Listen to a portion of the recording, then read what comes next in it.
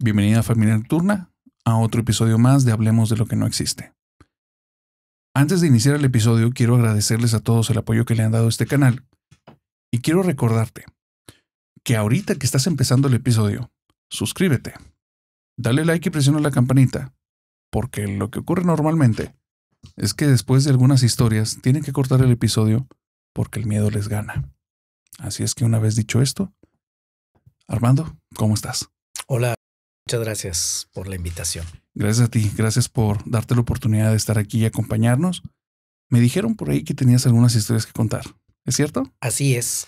Bueno, ¿qué te parece si para ser justos en este intercambio de historias, comienzo yo contándote una historia? Adelante. Muy bien. Esta historia que te voy a contar, había decidido hace unos años ya no platicarla, porque fue un momento de mi vida que marcó un antes y un después. Para la gente del canal, ya muchos conocen que más o menos cerca de mis 20 y pasaditos, yo estuve muy metido en grupos de misiones. Fue algo que me gustó mucho, misiones de Iglesia Católica.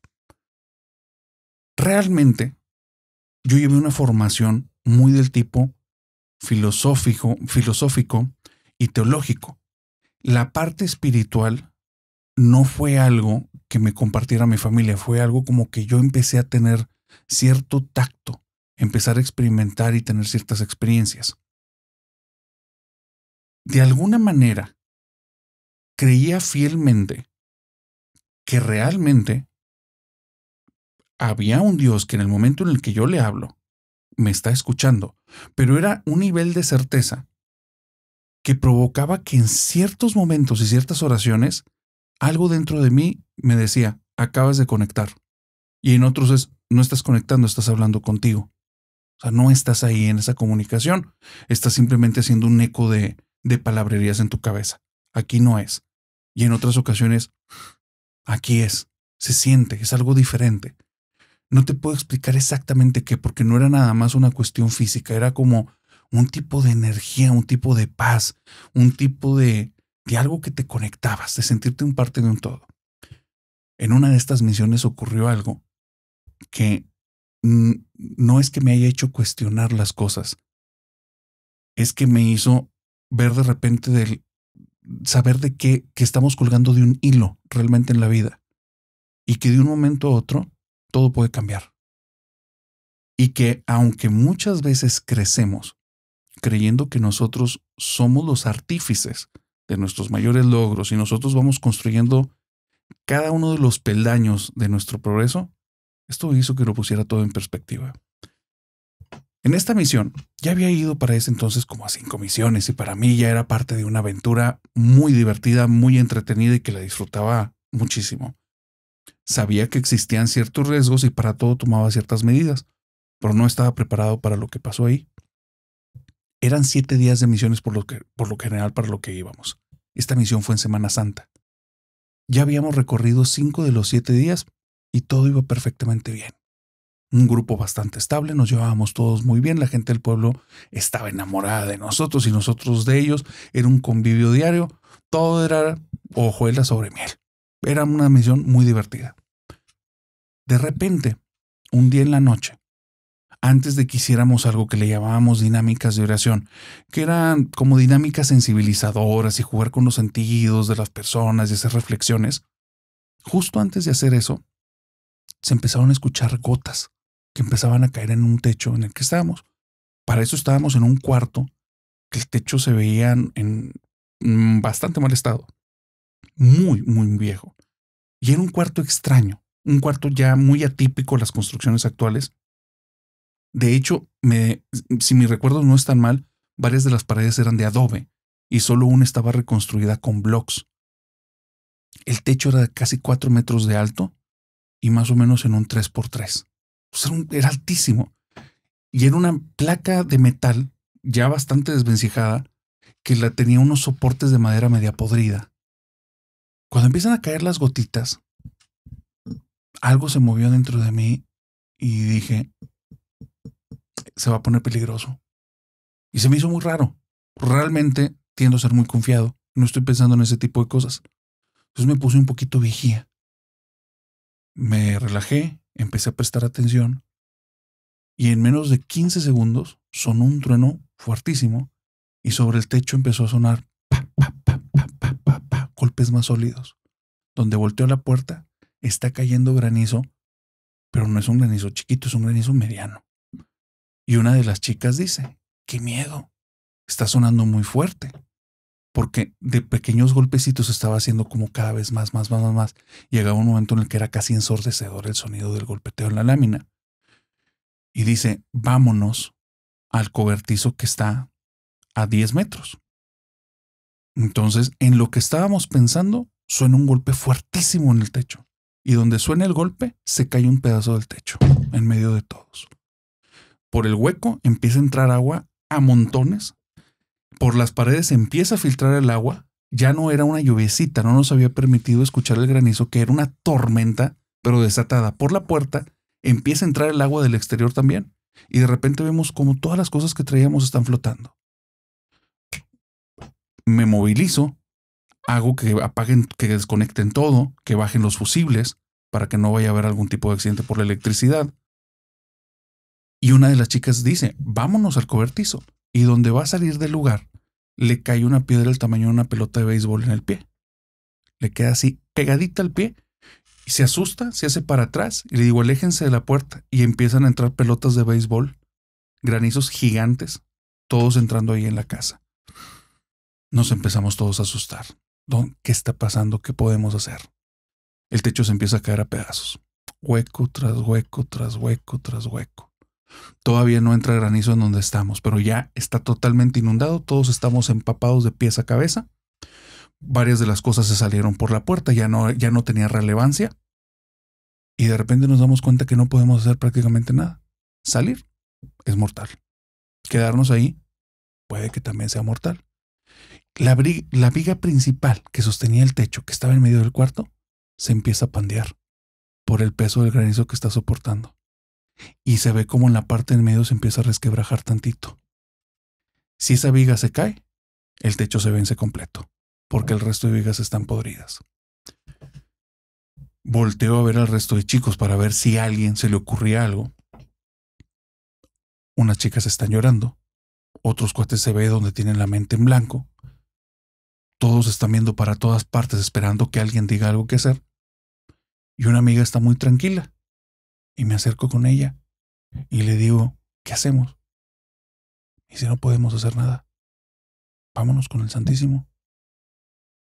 Si nos vamos, que nos vayamos con él. Y eso me impactó. Jamás había tenido en mente la posibilidad alguna de no regresar de una de estas misiones. Y menos que no regresara nadie de las personas con las que iba. Mi cabeza se hizo bolas. La sensación de responsabilidad, porque yo iba al frente de todos, me abrumó. Y decía, no puede ser. No puede ser. O sea, si le pasa si le pasa algo a alguno de ellos, ¿cómo voy a poder hablar con los papás? ¿Cómo les voy a poder decir? Me los encargaron. Fui por mantas, los cubrí, les aventé cosas encima pensando en que si empezaba a entrar el granizo mínimo algo les amortizara el golpe. El techo siguió cayendo, los pedazos cada vez eran más grandes. Ya hubo un pedazo bastante grande, casi de 40 centímetros por 40 que cayó sobre las cosas y empezó a entrar parte del granizo. Las chicas empezaron a gritar como locas. Y entonces llega un momento en el que volteo al Santísimo y veo, porque siempre dejábamos una vela prendida ahí, veo que todo es un caos, excepto la llama de esa vela. Totalmente estática, como si no hubiera viento, y adentro del cuarto había bastante viento. Ya entraba por todos lados, viento y agua. Y la llama no se movía. Totalmente pasible. Inmóvil, como si se hubiera detenido en el tiempo. Y al verla, algo hizo clic dentro de mí, y fue como, ya te conectaste. Instantáneamente, fue como si todas las preocupaciones se desconectaran. Fui con los muchachos, nos abrazamos ahí. 20 minutos después, había pasado la tormenta. No pasó nada con nada. Llegó la gente del pueblo a montones a ver cómo estábamos, porque sabían que ese techo se podía caer. Y fue lo que dijeron, ¿cómo se mantuvo el techo? ¿Cómo se mantuvo ese techo? Ese techo debió haberse caído al instante. Techos nuevos se cayeron por esa tormenta. La situación fue esta, Armando. Cuando platico con mi amiga, me dice, mira, yo no sé, o sea, no sé, no te puedo explicar qué es Dios, pero yo lo sentí ahí con nosotros. Algo me dijo que estaba ahí. Y si no el Santísimo, no eso, algo me dijo que Dios estaba ahí. Y le dije, yo también, lo sentí en el momento en el que vi la vela y vi al Santísimo, algo me conectó. Y le digo, realmente fue como paz, ¿no? Como algo que nos inyectó en el corazón. Y me dice, sí. Cuando nos regresamos, al día siguiente, vino una ráfaga de viento. El techo salió volando. Muchísimo más tranquilo que lo que nosotros soportamos esa noche. Ese mismo día, todos estábamos llamándonos por celular y el mensaje de uno a otro era, creo que Dios estuvo ahí con nosotros. Ahora sí, Armando, por favor. Muchas gracias. Yo estaba en un proceso complicado, un proceso de divorcio que dolía y no me había dado la oportunidad de llorar, porque la realidad es que cuando vivimos procesos dolorosos, llorar es necesario, nos permite desahogarnos. Y yo no lo había hecho no porque no lo crea, ni porque tampoco esté en la postura muy antigua de pensar que los hombres no debemos llorar. Creo que sí lloramos y a veces lloramos hasta más. Solo que en estos procesos te bloqueas y no te das permiso, no puedes ni siquiera llorar. Es más, aunque intentes pincharte o causarte un dolor físico para llorar, no lloras. Y entonces hubo una situación que hizo que de repente empezara a llorar. Llegué con una amiga y me acuerdo que cuando llego con esa amiga, le había mandado un mensaje, ¿estás en tu casa? Sí. Llego y me bajo del carro, sale ella y estaba yo llorando moco tendido. Ella se asustó, me dijo, ¿qué pasó? ¿Quién se murió? Y era que ya estaba empezando yo en esa fase del duelo a poder llorar. Platico con ella, me escuchó, me empiezo a tranquilizar y me voy al departamento. Llego al departamento todavía con el sentimiento a flor de piel. Y entonces entro a mi cuarto. Tenía pocos días realmente de haberme mudado ahí. Y en el suelo tenía el cuadro de la Virgen de Guadalupe. Una reliquia de tercer grado que se le llama así porque es una imagen que estuvo sobre la tilma que se encuentra en la Basílica de la Ciudad de México. Me la regalaron tiempo atrás. Y la tenía en el suelo porque no había colocado un clavito para colgarla. Y entonces me siento frente a la imagen, en el suelo, quedo de frente y vuelvo a llorar. Recuerdo que abracé la imagen y decía, Virgencita de Guadalupe, ayúdame. Y dile a Dios que este dolor se lo entrego y que para algo sirva. Se lo entrego. No me niego a que me duela. Me está doliendo, pero aquí lo entrego. Era entrada a la madrugada. Y entonces suena mi celular con un mensaje de mi mamá. Y lo curioso no es que mi mamá me mande un mensaje, sino que a esa hora ordinariamente no manda mensajes. Uh-huh. Y el mensaje era una imagen. Y la imagen decía, Dios te escucha, tranquilo, todo va a estar bien. Cuando vi la imagen, seguí llorando, pero ya no era por el dolor, sino por esa respuesta. Volteo al cuadro y entonces digo, qué rápida eres para contestar. Y a través de mi mamá. Fue un momento en el que uno puede pensar que es casualidad, pero yo te puedo decir que era el mensaje que respondía exactamente lo que yo estaba viviendo en ese momento. Y además, de una persona muy importante en mi vida, la más importante, mi mamá. Así he tenido experiencias en la vida. Yo me considero siempre un hombre de fe. Y a pesar de que he tenido momentos complicados en mi propia fe, pero al final me he mantenido. Años atrás de este suceso, un día regreso de la Ciudad de México, donde estuve viviendo un tiempo. Era el primer fin de semana o el segundo fin de semana que me tocaba regresar a Monterrey. Ya tenía un mes allá en la Ciudad de México. Y entonces ocurre que yo compro un boleto a la 1 de la mañana del sábado, eran finales de octubre, y el dichoso avión no salió a tiempo. En el aeropuerto de la Ciudad de México, de una puerta a otra hay mucha distancia. Entonces nos decían, no, pues ahora vayan a la puerta 11, no, pues ahora a la puerta 5, no, pues, y era caminar cuadras enteras. Llego yo a Monterrey ese sábado, muy cansado, estresado, enojado, por esta situación que además no nos resolvía la aerolínea, como suele pasar. En esos problemas y en la madrugada no encontrabas a nadie. Y entonces, además era muy cansado porque iba yo solo. No era como que pues voy con alguien y le digo tú haz guardia en lo que yo me duermo un ratito.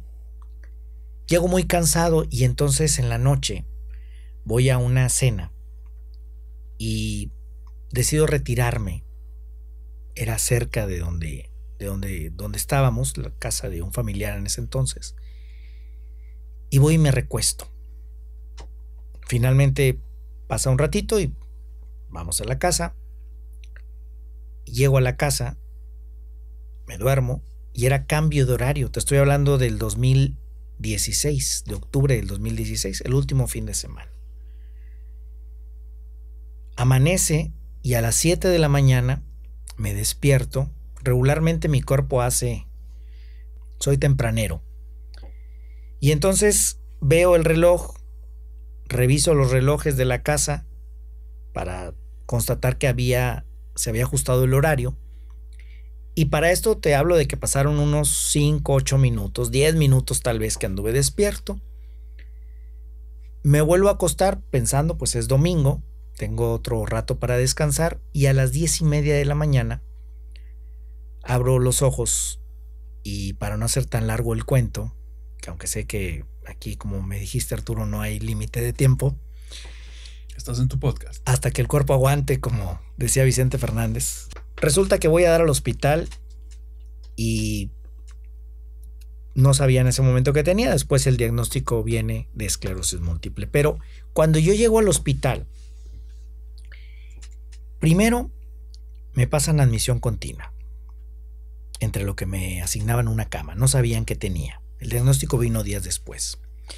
Recuerdo que estando ahí, yo tenía algo que se llama oftalmoplegia, es decir, de un ojo no podía controlarlo, mi ojo bailaba. Por lo tanto, no podía ver porque mi cerebro no conectaba la imagen del ojo derecho con la del ojo izquierdo, el ojo izquierdo era el que bailaba. Recuerdo que estando ahí, llegaron 3 personas de entrada por salida, una persona traía un cuchillo encajado, otra persona no recuerdo alguna situación de un malestar. Y hubo un momento en el que andaba una mosca negra volando.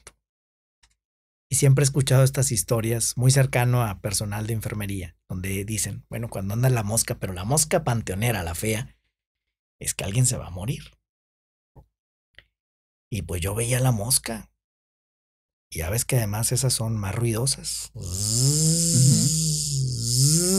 Y la veía con el ojo bueno. Y de repente se para ahí donde tenían el suero. Y yo digo siempre bromeando, nos vimos. La mosca, yo le dije, no, mosca, aquí no. Finalmente la mosca nunca se posó sobre mí. Pero sí hubo quien falleciera ahí en esa área. No sé, otra vez, puede ser coincidencia. A lo mejor algunos dirán superstición. Simplemente estoy narrando algo que pasó. Un hecho concreto. Después me suben al piso finalmente a las 6 de la tarde. Yo llegué alrededor de mediodía, a las 6 de la tarde me sube, no había comido, por lo tanto caí justo en la hora de la cena, afortunadamente. Y para esto ya la familia se había enterado de la situación. Y hay un momento ya cuando estoy en el piso en el que llega mi abuelita. Todo el mundo estaba angustiado porque yo nunca había estado en un hospital. Internado, no. Iba a consultas cuando tenía que ir o familiar IMSS. También fui trabajador IMSS. Entonces andaba por otras cuestiones. Y recuerdo que llega mi abuelita muy angustiada y hablamos del mes de octubre, entonces fechas cercanas a San Judas Tadeo, a la celebración de San Judas Tadeo. Y mi abuelita me dice, te voy a encomendar a San Judas Tadeo, todo va a estar bien.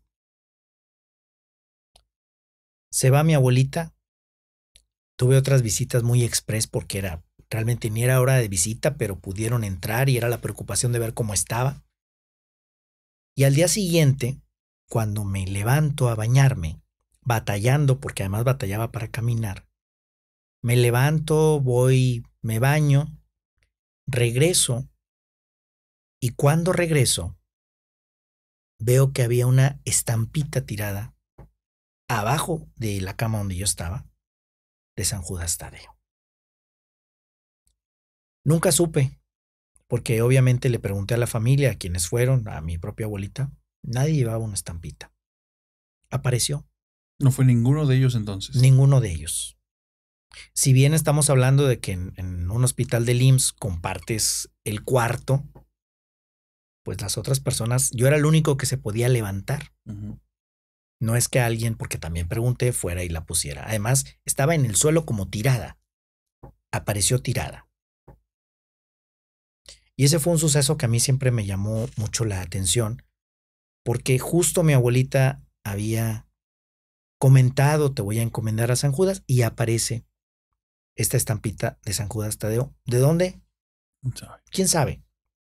Trajiste a mi mente una historia que me contaron hace muy poquito. Justamente en un hospital del IMSS. Estaba una paciente grave y las hermanas de la paciente se estaban turnando para ir, pero ya eran personas entradas en edad. Entonces les costaba mucho. Tú has estado ahí, es desgastante, especialmente pasar las noches. Y esta persona parece que ya tenía cerca de la semana y media. Por estas situaciones en las que ya estaban cansadas realmente, a nivel físico, a nivel de apoyo moral, querían estar ahí por ellas todo el día. Pero a nivel físico ya se notaba el desgaste. Cuando llega el turno de Gloria, ya estando adentro, se acuerda que no trae mantas para taparse y era un día muy, muy frío.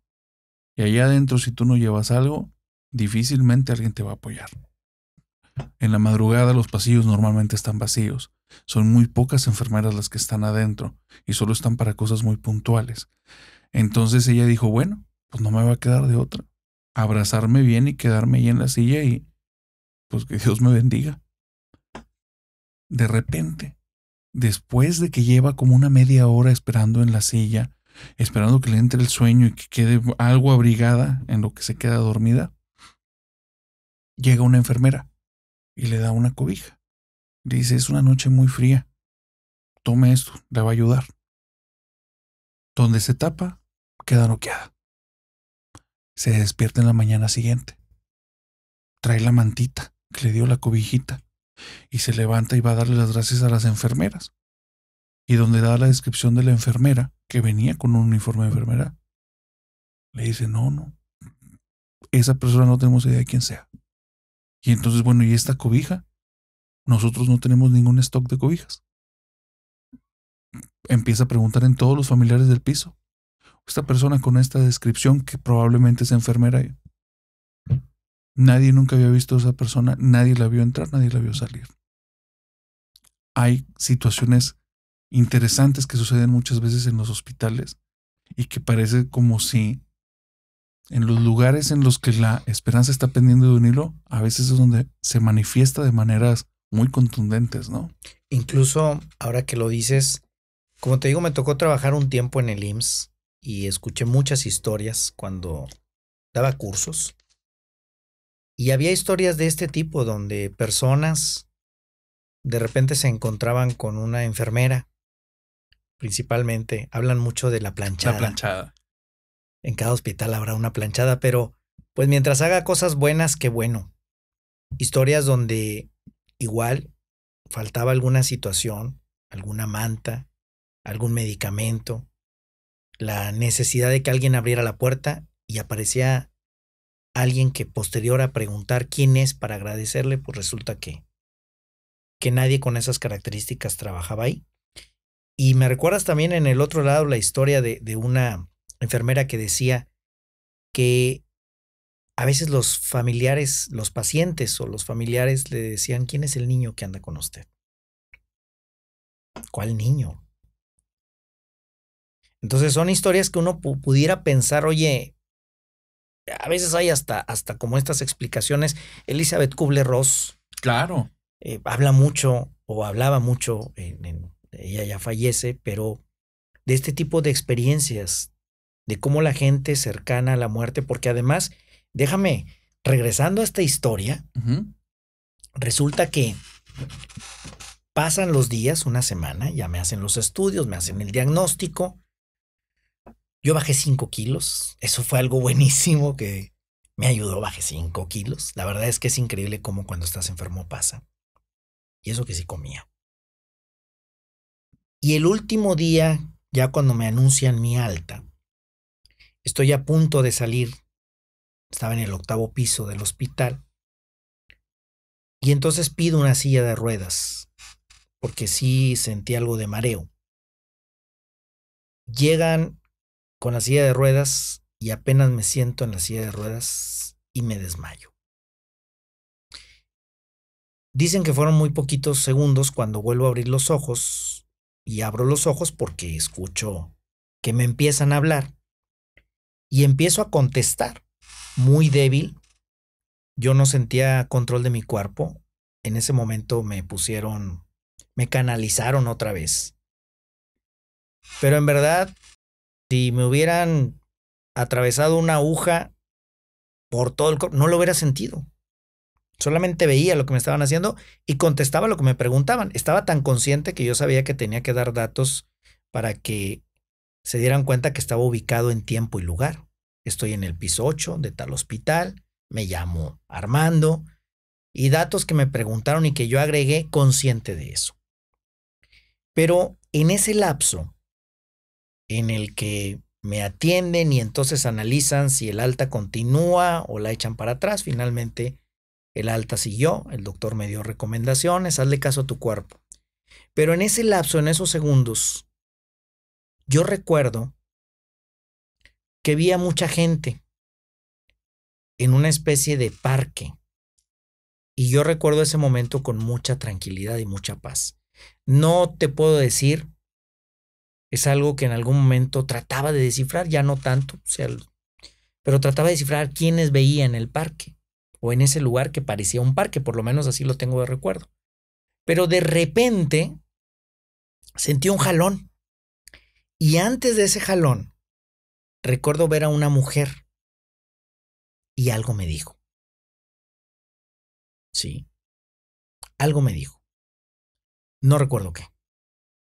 Y entonces vuelvo en sí. Pero en mi recuerdo transcurrió en más de los segundos que dicen que yo tardé en reaccionar. Incluso en ese momento, platicando de inmediato a mi mamá que estaba ahí, le decía, es que, ¿qué me dijo esa mujer? Yo esa mujer la recuerdo con una especie de... ¿Halo? De halo. Como aura alrededor de su cuerpo. Túnica, tal vez. Y me decía mi mamá, no te agobies. Si te tienes que acordar un día, te vas a acordar. Y no ha llegado ese día de acordarme qué me dijo. Pero ese lapso, yo lo recuerdo con mucha tranquilidad. Te da paz. Me da paz. No es que yo, incluso cuando yo me empiezo a asustar, no es cuando vuelvo en sí de inmediato, sino cuando empiezo a caer en cuenta que veía que me movían y que decía, no estoy sintiendo mi cuerpo. Veo que me están moviendo, pero ¿qué está pasando? Ahí fue donde me empecé a asustar. No sé, a la fecha te digo, es algo que a veces me acuerdo y trato de pensarlo ya sin agobiarme. ¿Qué me dijo y quién era y quiénes estaban ahí? ¿Las personas que viste tenían detalles en sus facciones, en su ropa? No recuerdo detalles. Recuerdo como, por lo menos en el recuerdo me queda como las siluetas, como si solamente en el recuerdo están así las siluetas. ¿Y se estaban fijando en ti? No, era ¿Un convivio, algo estaban haciendo? como una convivencia, como que por eso yo lo asocio a un parque, como si estuviéramos todos ahí reunidos. Lo que sí recuerdo cuando ya siento el jalón y que vuelvo en sí, es a esa mujer que algo me dice, y eso sí, mi mente se puso en blanco. No te puedo decir que ese fue el túnel, que fue la luz, no lo sé. Sí. Lo único que sí, y el hecho concreto, es que cuando empiezan a tomarme todos los signos, mis signos se habían caído por completo.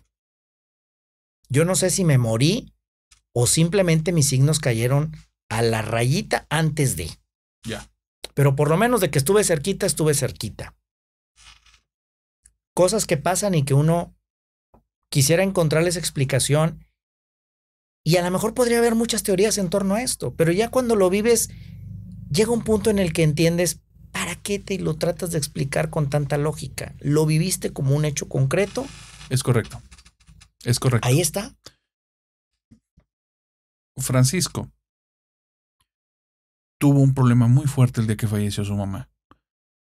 Él siempre se había considerado una persona muy feliz, muy alegre, pero muy desconectada de los demás. Realmente no le afectaba nada el cómo estuvieran nosotros. Siempre intentaba dar algo de ánimo a los demás y siempre ser como una fuente de luz y de alegría para sus entornos. Pero él sabía y estaba muy consciente que cuando alguien tenía algún tipo de dificultad, eso a él no le provocaba nada. Intentaba ayudar, pero no le provocaba sentimientos. Pero el día que falleció su mamá, todo dentro de él se deshizo. Se transformó en un pantano, un hueco que no se podía llenar con nada. Todo el tiempo estaba deprimido, llorando. Y él no se conocía, jamás se había visto así, bajo ninguna circunstancia. Y esto ocurre cuando él era bastante grande. Busca ayuda en todo su entorno. Psicólogos, psiquiatras, médicos, inclusive en hierberías. Empieza a hablar con familiares que creen en los ángeles, que creen en duendes, que lo que sea. Lo que le puedan dar que le sirva para salir de ese estatus, de ese momento, para él sería lo mejor. Nada funciona. Nada. Y está así durante meses. Siente que está entrando en una depresión, dice, pero no, es anormal. En mí jamás he tenido por qué vivir esto. Y todos los recursos que he desarrollado a lo largo de la vida, nada me está sirviendo aquí. Es un hueco, es algo que está ahí absorbiéndome toda mi vida. No sé qué hacer. Y un día, al irse a dormir, tiene un sueño muy sencillo. Está en una mesa blanca y viene caminando su mamá con la última ropa con la que él la vio. Y se sienta ella en una silla enfrente de la mesa y le dice, ven Francisco. Y él está desconcertado porque dice, te juro que no era un sueño. Yo en mis sueños, pues mis sueños son cosas muy simples, yo no sueño cosas fantasiosas, pero es un sueño. Y se nota, aquí estaba despierto, pero no estaba aquí. Estaba allá, pero estaba despierto, sentía mis manos, la veía, sabía que ella era mi mamá. Yo ya había soñado con mi mamá en estos meses y entendía que era un sueño. Y aquí era ella. Entonces me desconcerté. Sentí una bola de emociones dentro de mí y me dijo, ándale cabrón, vente ya para que no me hagas esperar. Entonces, dice, pues me despabilé y empecé a caminar y me dice, siéntate. Me dice, güey, ya deja de llorar, por favor. ¿Cómo crees que me estás poniendo? Yo estaba bien tranquila y cada vez que volteo a verte, me partes el alma. ¿Ya? ¿Qué necesitas para sentirte bien? Dice, y en ese instante, esa parte que tenía un hueco dentro de mí se llenó. Y algo dentro de mí me dijo, mira, sí está bien. Me desperté y se acabó. Desde ese día no he vuelto a tener la sensación de tristeza. Es extraño a veces cómo funcionan esa parte que no sabemos distinguir y como bien lo dices, A veces es perder mucho el tiempo en la teoría, en la lógica, pero es extraño cómo la parte espiritual, la parte de la conciencia, a veces es entrar en este juego en el que no sabes distinguir, lo imaginé, es real, realmente pasó, pero el hecho concreto es que por sus frutos los conoces, ¿no? Y tratamos de darle siempre una respuesta lógica a las cosas. Por el control. Y ahí, exacto, y ahí es donde nos desgastamos. Pues hay que dejar, es como dar una respuesta lógica al viento.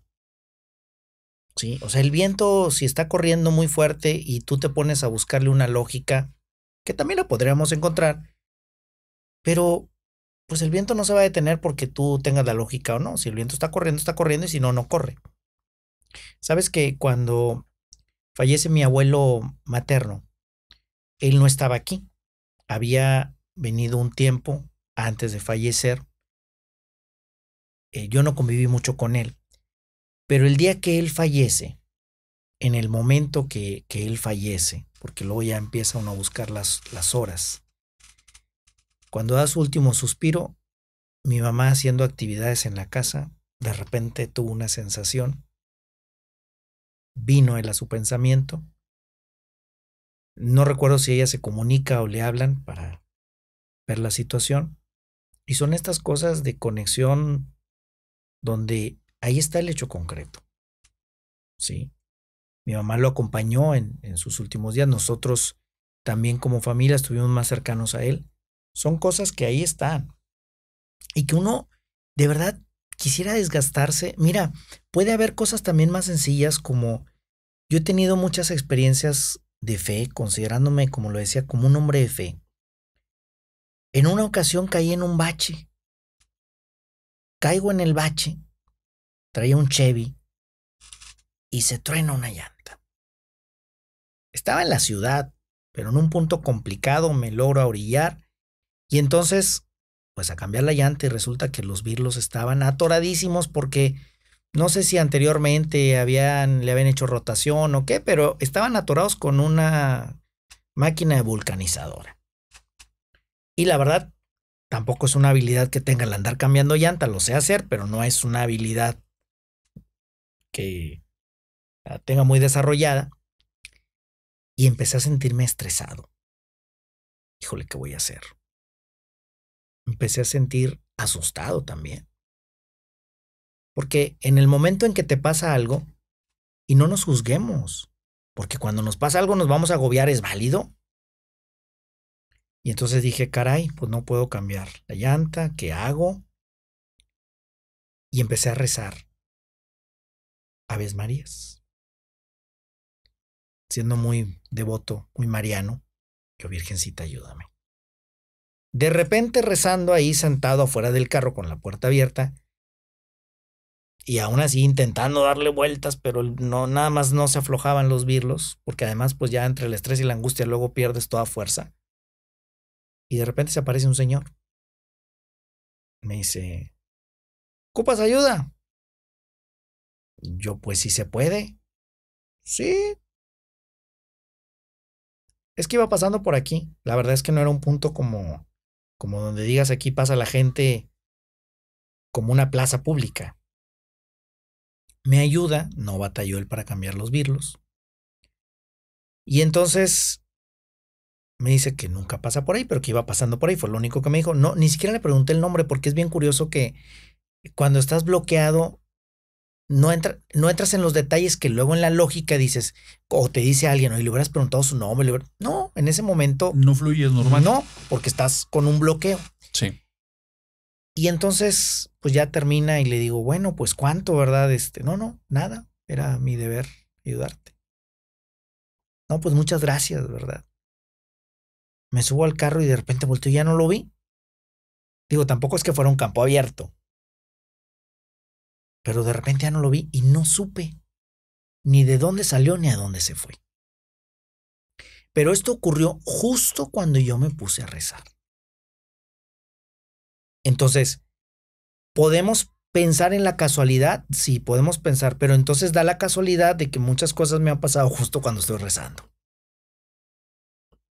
Si lo pusiéramos en un hecho estadístico frío, bueno, entonces mi estadística dice que cuando rezo, se soluciona.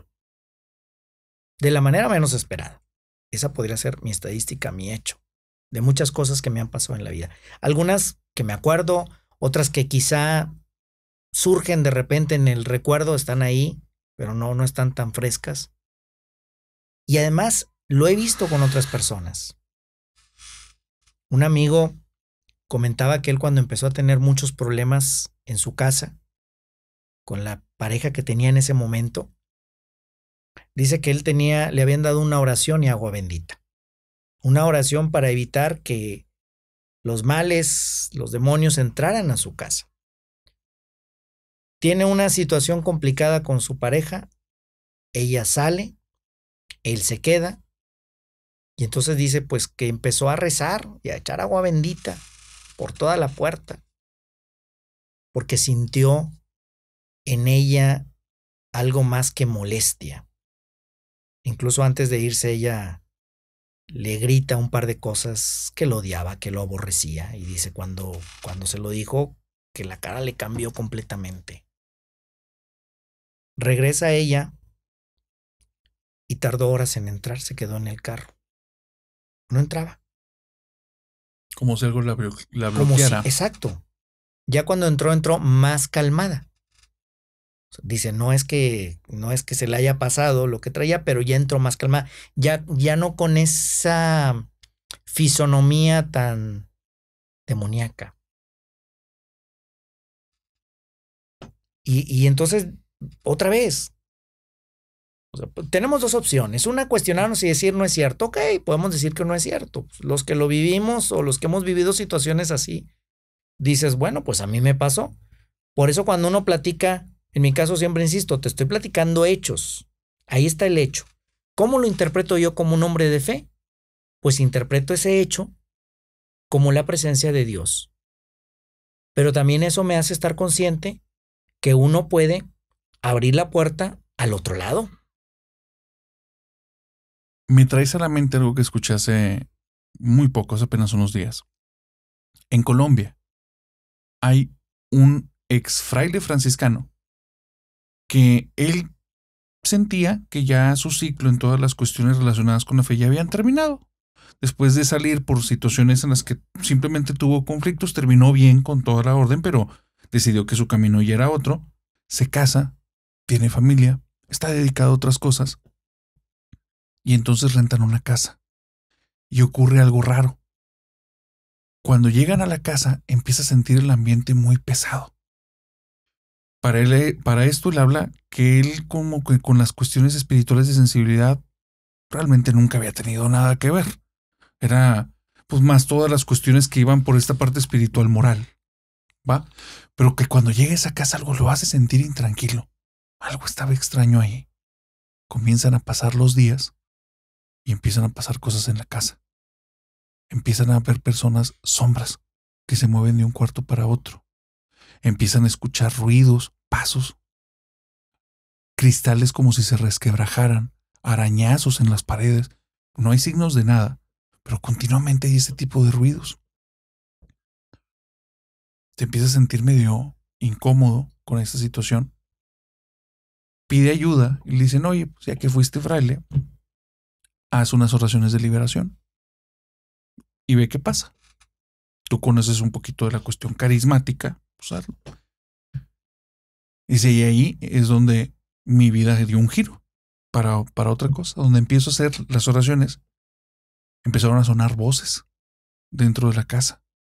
Empezó a apestar la casa, un olor a podredumbre impresionante. Y me di cuenta que lo que yo sabía y yo conocía no iba a ser suficiente aquí. O sea, que sí estaba muy limitado. No sé la historia del lugar en el que estaba, pero estaba limitado. Me mantuve con las oraciones otro ratito más. Dice, y mi esposa se empezó a marear. Todos teníamos miedo, definitivamente. Mi hija también se empieza a marear. Y estamos como ya un ambiente muy denso adentro de esa casa. Y entonces vemos, dice que esto es algo que con el tiempo he sabido que ocurre en estos casos. Vemos como si la casa empezara a temblar. Pero realmente no está temblando, pero realmente se ve donde está empezando como a vibrar toda la casa. 20 días después nos tuvimos que ir de ese lugar. con las familias siguientes no ocurrió nada.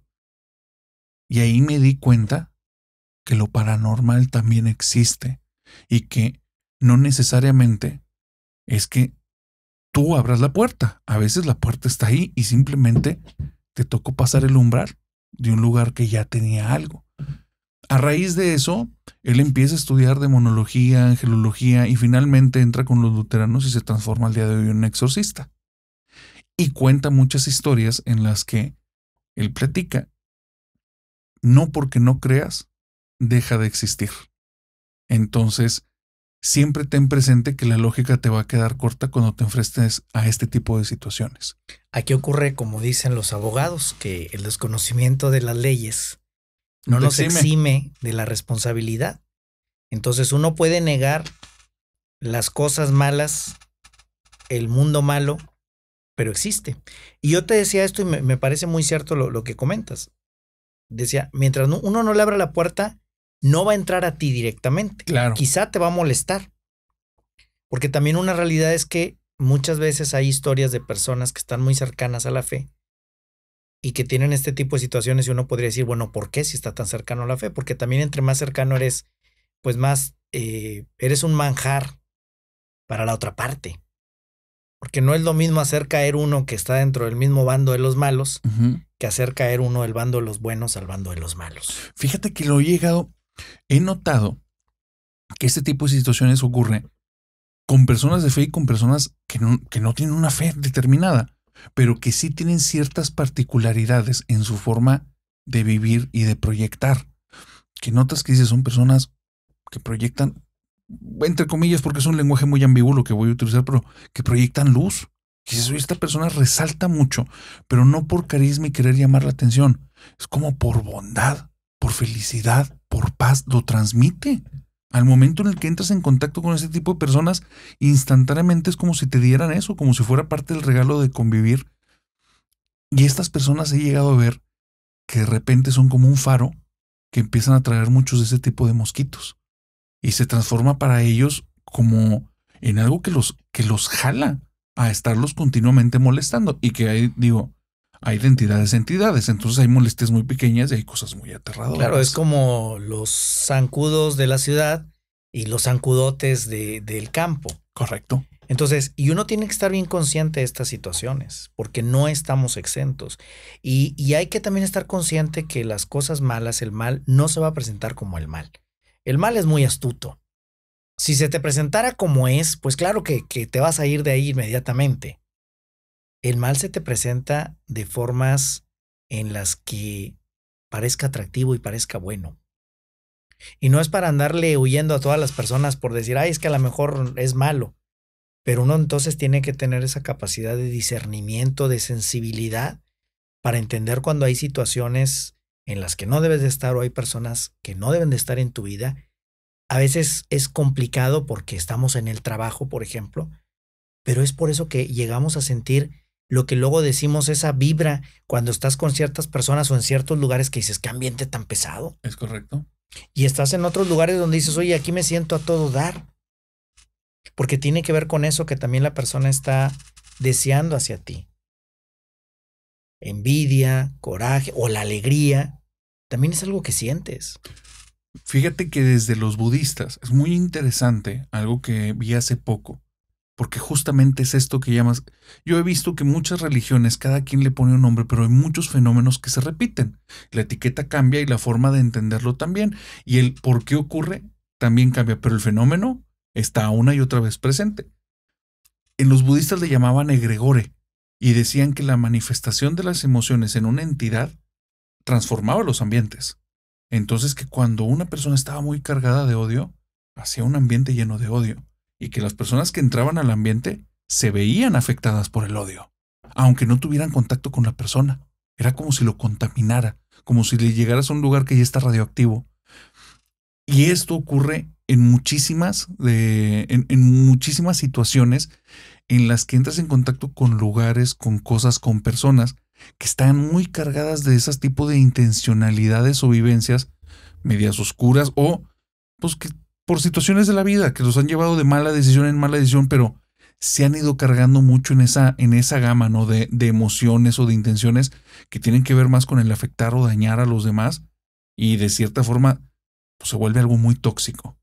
Es como, volviendo al ejemplo que te decía de cómo se presenta, imaginemos que entramos en un lugar que está muy arreglado, pero que hubo un problema de drenaje. Entonces el lugar quizás está muy bonito, pero el olor de drenaje va a hacer que te marees, que te vomites, o entras en ese lugar y está muy extremo la temperatura.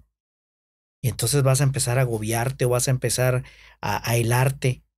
Es decir, no importa si el lugar esté bonito, pero hay factores. Y a esto me refiero puede ser una persona que aparentemente, un lugar que aparentemente sea bueno y resulte que tenga toda esta carga que la va a irradiar. Es correcto. Las personas la irradiamos lo que traemos.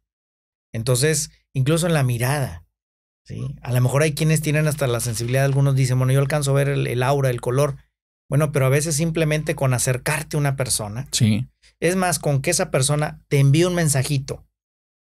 Basta, ahora a mí me ha pasado, hay personas que te lees el mensaje y dices, ya sentiste la carga que trae ese mensaje. La carga anímica. Porque esa persona quizá trae, igual, puede ser al lado contrario, que hoy ves un mensaje y hasta te transmite paz.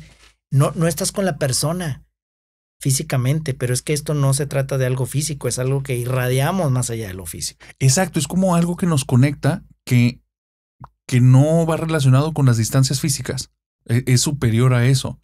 Y sí, me ha ocurrido en varias ocasiones que un mensaje que por las palabras que utiliza no puede ser interpretado en un estado anímico como un ok, que estés bien, saludos, buenas tardes, hola.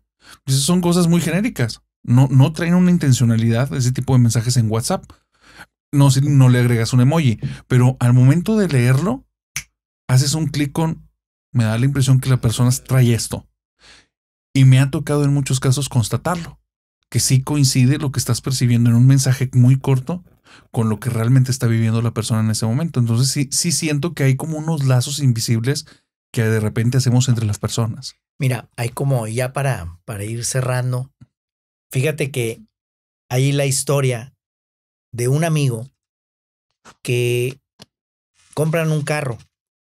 Sí, ellos compraron un carro. Y entonces toca que llegan con este carro a la casa de un familiar y sale una tía de esas personas precisamente en esta vibra, en esta carga de energía negativa. Y entonces ve el carro y dice, ay, pues qué bonito está. Ese tipo de comentarios, como lo dicen, ingaquedito. Ok. Sí. O sea, realmente te digo que qué bonito está, pero más bien para otro lado. Se avienta toda la mala vibra. Pues resulta que en esos días, en el carro, tiene un accidente el hermano de ella. El carro ordinariamente lo manejaba la cuñada. Era de la cuñada, de hecho. Okay. Pero tocó que lo manejó el esposo, es decir, el hermano de ella. Tienen un accidente. Y entonces, no fue un accidente muy grave, afortunadamente, pero dice que esa tía luego preguntó, ay, se me hace que le eché, no preguntó, más bien comentó, yo creo que le eché la sal. Fíjate, ella misma reconoció. Sí. Wow. O sea, ese comentario otra vez puede ser coincidencia, pero al final de que, y además, ella misma reconoció que ese mensaje, porque otra razón dijo le eché la sal, ese mensaje iba cargado con coraje por el logro que había tenido la cuñada o el hermano y la cuñada, pero resulta que luego recayó en el hermano, no en la cuñada. Entonces ahí está, cómo podemos proyectar. Y lo vemos también cuando algo nos pasa y muchas veces es la mamá la que, sin que le digas, se acordó del hijo, y empieza con una sensación. Principalmente las mamás. Sí, la preocupación.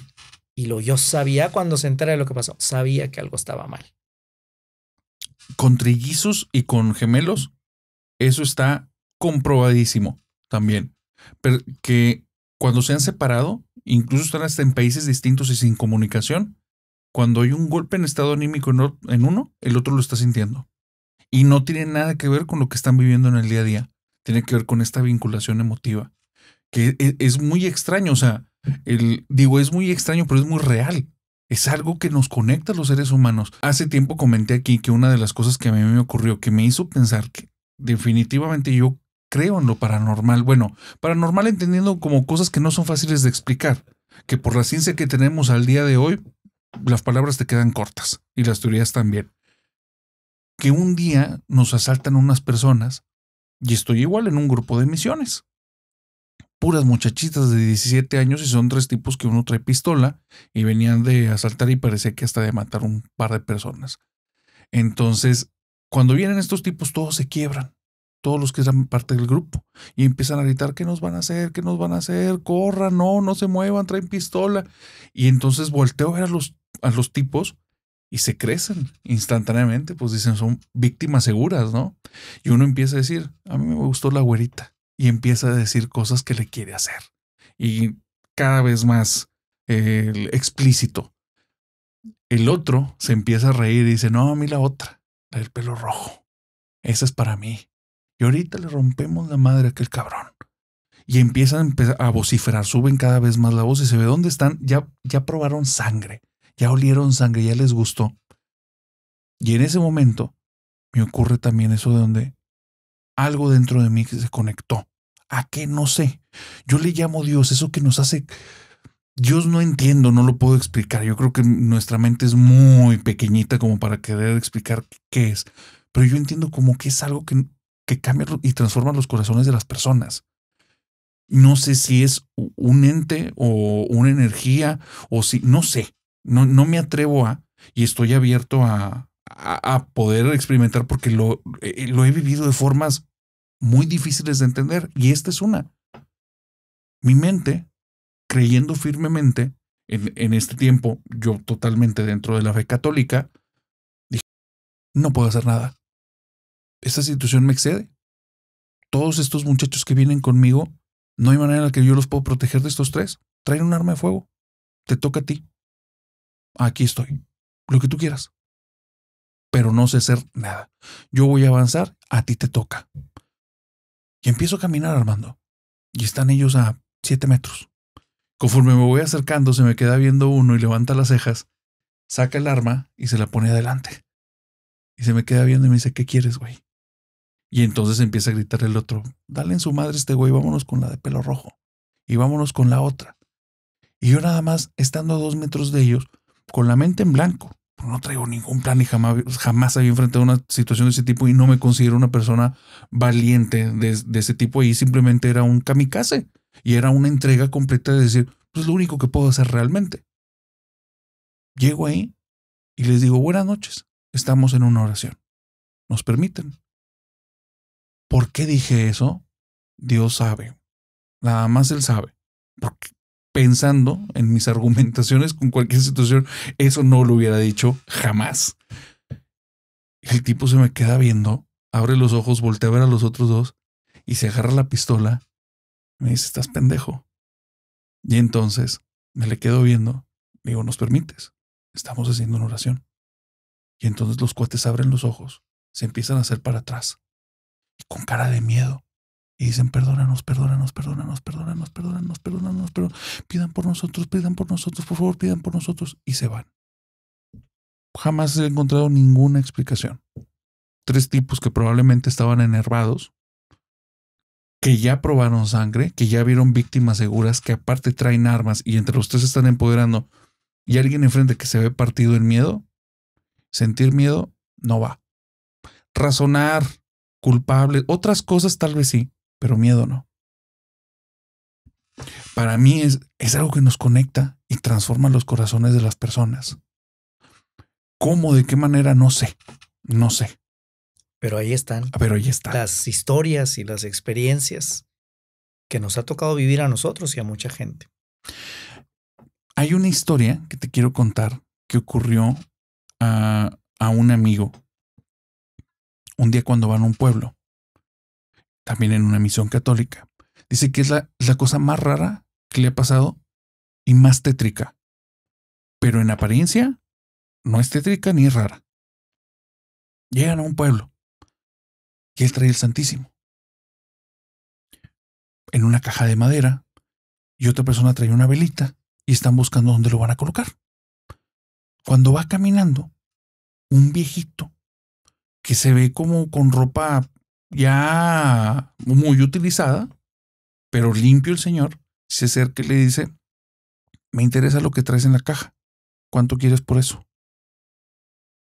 Se saca de onda y dice, pues probablemente es una persona con algún problema mental.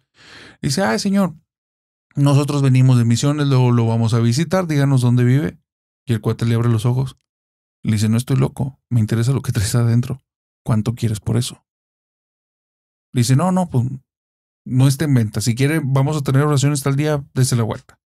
Entonces el tipo se queda ahí parado y ellos siguen caminando. No sintieron ningún tipo de amenaza, nada más raro.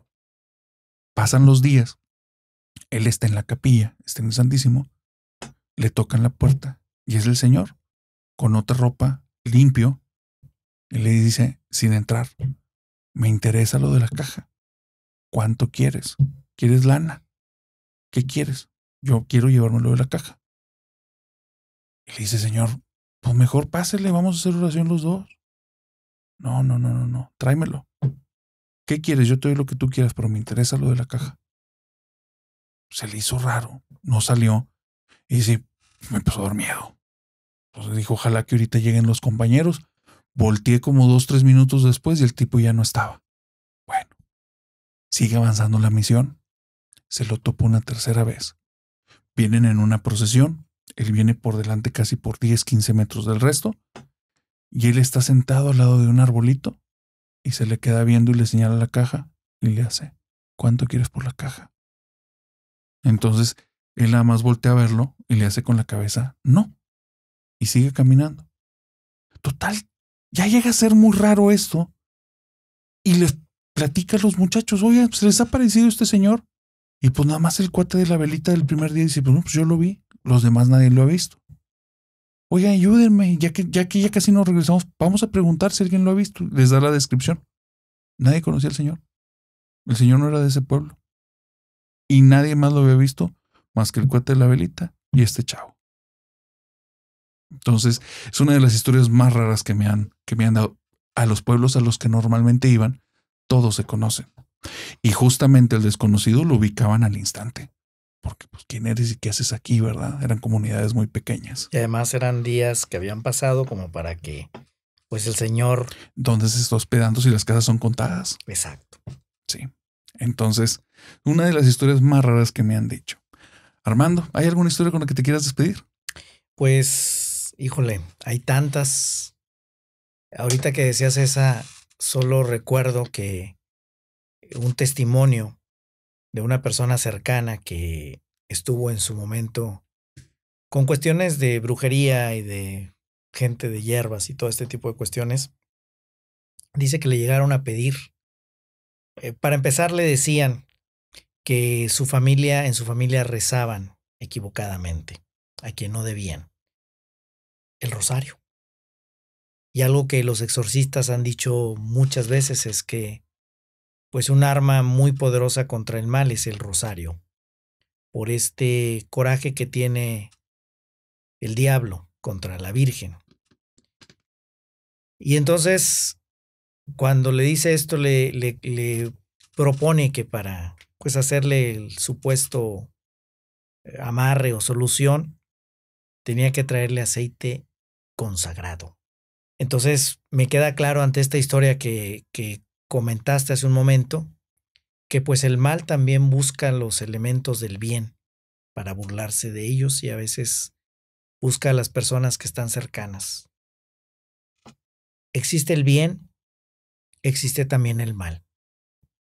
La tentación del mal, y lo decía el Padre Amor, es hacernos creer que no existe. Pero ahí está. No para asustarnos, porque al final cuando vivimos con fe, debemos de tener la certeza que independientemente de que se nos aparezca, que nos toque estar en un lugar donde está y que pueda haber mucha pesadez en el ambiente, mientras nuestra fe se mantenga firme e inquebrantable, nada nos puede pasar. Nada de lo que no podamos salir. Porque realmente lo que está buscando es eso, es quebrantarla. a lo que está atacando realmente es esa parte de la fe. Tengo una duda, Armando. Me queda claro que tú crees en lo paranormal, lo inexplicable, lo espiritual. ¿Desde cuándo crees en eso? Mira, yo creo que en los años más recientes, quizá he tomado más conciencia en la última década. También en la última década mi fe se ha fortalecido por diferentes situaciones. Hubo un momento de mi vida en el que yo me alejé de la fe. No que no estuviera, simplemente me alejé, no la cultivaba. Y en los últimos años, te digo, la última década, quizá particularmente los últimos 5 años, pues me ha tocado este tipo de situaciones, experiencias en los que pues me doy cuenta ya de manera más consciente que existe este tipo de situaciones y que ahí están, rondándonos, pero que hay que estar tranquilos. ¿Recuerdas cuál fue la primera de estas que me has contado, o tal vez hay otra, por las cuales hiciste este clic con eso de lo que se supone que no existe? Pues tal vez yo te decía 5 años, fíjate, son 6 ya de la esclerosis múltiple, tal vez ahí fue cuando empezó a acrecentarse este tipo de situaciones, ya de tomarlas con más conciencia, porque obviamente el impacto de una enfermedad, de un diagnóstico, pues me hizo mucho más sensible a temas en general, incluyendo este. Y entonces ya ves hacia atrás y dices, empiezas a entender cosas que había hacia atrás, a entenderlo no en la lógica, sino en el decir, desde la fe, existía o esto pasó por esto y ya no me voy a estresar por buscar una lógica. Uh-huh.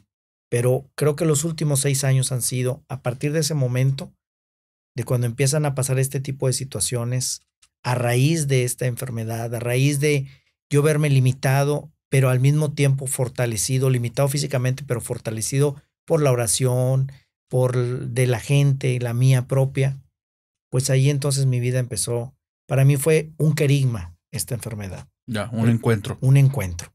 Si yo te podría hablar de un encuentro en mi vida, más allá de retiros a los que pude haber asistido, creo que mi querigma más fuerte fue la enfermedad.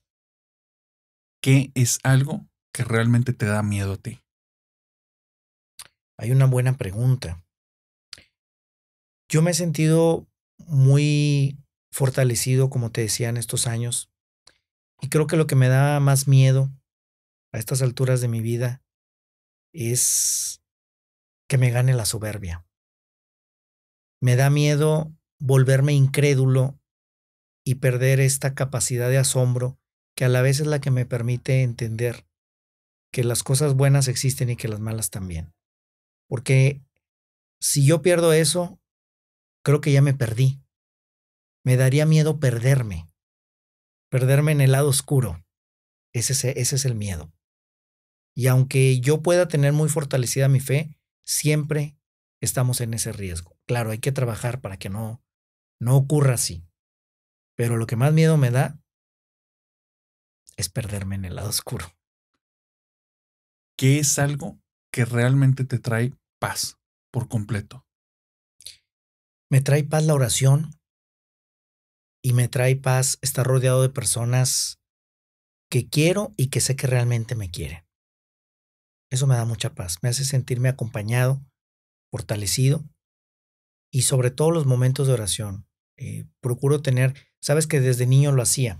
Siempre desde niño tenía momentos de oración, de reflexión, pensaba mucho en mi vida. Claro, hoy, a diferencia de hace 30 años, cuando tenía 12, pues hay muchas cosas que no son como imaginé, pero me siento tranquilo porque sigo teniendo esos momentos de introspección, de soledad para encontrarme y para pensar cómo ha sido mi vida, evaluarla y algo que me quedó muy claro fue que uno puede torturarse en un arrepentimiento de las cosas que te pasaron o aliviarse comprendiendo que lo que te pasó porque en ese momento tú tenías cierta información, tenías ciertos elementos que te hicieron tomar decisiones que quizá fueron equivocadas, pero si tú te juzgas desde el conocimiento que tienes ahorita, sería injusto. Es injusto. Entonces, no se trata de arrepentimiento, se trata de sanación, autosanación y de aprendizaje. Para entonces mantener esa introspección, esa visualización de la historia de mi vida. Y te voy a decir algo que me gustó mucho en un documental que vi, una reflexión que hacía el Papa Francisco, que hay que reconciliarnos hasta con nuestra propia muerte. En la medida en que podamos entender que un día no vamos a estar, pero que nuestra vida nos ha tocado vivirla con las circunstancias que tenemos y que hay que hacerle frente con esas circunstancias, en esa medida que empecemos a reconciliarnos con nuestro pasado, con nuestro presente y con nuestro futuro, y ahí está incluida nuestra muerte, en esa medida podemos estar más en paz. Por eso, para mí, algo que me mantiene en paz es la oración, la cercanía con la gente que quiero y que me quiere, porque también uno va aprendiendo a detectar quién te quiere realmente. Y los que no te quieren, ni te agobies. ¿Sí? Agradécele a Dios porque también están en tu vida. Todo es aprendizaje. Última pregunta. Gracias por la apertura y la confianza. Pero me gustaría preguntarte, entendiendo que no es una cuestión necesariamente de lógica, pero tú eres un hombre de fe.